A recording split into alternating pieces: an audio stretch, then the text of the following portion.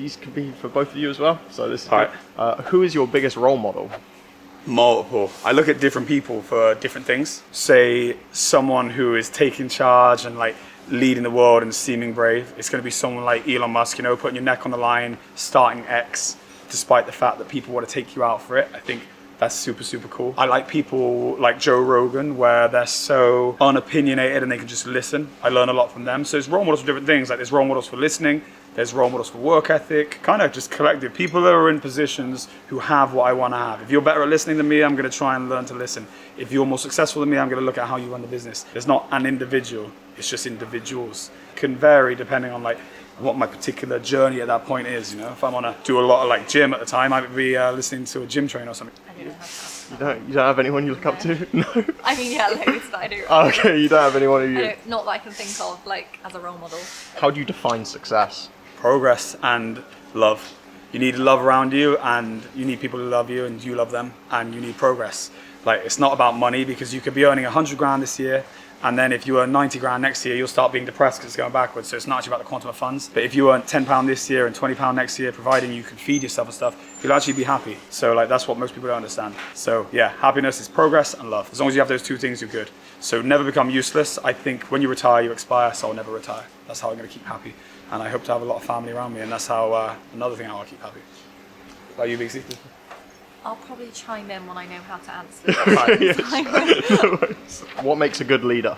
I think just someone who is conscientious and cares about their people, and like, you're going to do their best for the company and the people, not be selfish. Like, obviously there's a balancing act between keeping the company healthy but also looking after your people. And I think we have a really, really good community here where, like, this sounds cheesy, but we're literally family. Like, the people in sales, the people in the warehouse, we've gone to war and really, really been through it. So I think valuing the people and having good people, and if you care about them, they care about you, and I think that's what makes a good leader. But I don't know if I can say that I'm a good leader, but I think I am. You are. Yeah. He's a good leader, for sure. Yeah. What do you think makes a good leader? Those things, really. Someone that people want to follow. So someone that people want to follow. Don't do one of these questionnaires for me, because I'm awful. I've already got one in the works. Great. There's 50 questions to it. I'll have to go through it. At what point did you look at your business and consider it a success? I considered it a success. I think in 2012, we turned over $1 million, and we made it into the local newspaper. I think you can post the ad here. I actually turned over 1.5, I think, when this article came out, because the run rate was like 120 grand a month. Yeah, then I knew we had a serious business, because it was paying dividends at that point. So I'd started a business at 19, and it got up to like 300 or 400 grand turnover, but then it went bankrupt, and it never made any money. It never paid dividends, and I ended up with 33 grand's debt. So when this was suddenly paying me out like 2 grand dividends or whatever, I was like, holy I've made it. Like, it felt like we were creating magic, because it was money where it didn't exist before. We started a business in the garage, and now I was getting a £2,000 in a single hit. I was like, crazy, from eBay and Amazon. Isn't it crazy how this has come from starting in your garage? It's mad, isn't With it? like 50 people working underneath.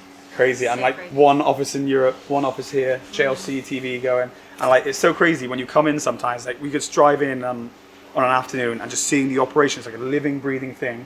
Everyone's got like their own responsibilities, and even if I tried to distract someone at my own company, they'll fucking, right, I know, I got to get back to it. And I'm like, mad, I've created a machine. I planted a seed that we all went on to create as a collective, that is now like has its own life. Like, we could leave it and it just still goes. And loads of people have tried to copy us over the years. We've had people leave, they tried to start up, and what happens to them? They fail. So yeah, this goes testament to the magic that we have, guys. You need to make sure that you follow this journey. And then you could try and replicate it, but I don't know if you can replicate magic. Yeah, and I'm waiting for all the companies to start doing these same video footages. It would be a great idea, by the way, because it's a better way to connect with your staff. No, with your audience and your customers. But JLC did it first, remember that. If you could change one thing about your business journey, what would it be? I wouldn't change anything about it. Everything's gone exactly to plan. There was a time where I was thinking, even like I said about it in another video we could record, I don't know if it's up yet. I do genuinely believe that anything that we touch our hands to, if you work hard and you're committed, it will be successful. So I do think that could we be selling something a little bit more glamorous than cases? But then I think, nah, this is all gonna go very, very special. It's actually gonna be cooler that we make such a crazy business out of a product that a lot of people don't consider to be glamorous. I obviously consider phone cases to be very glamorous. Do you? Always.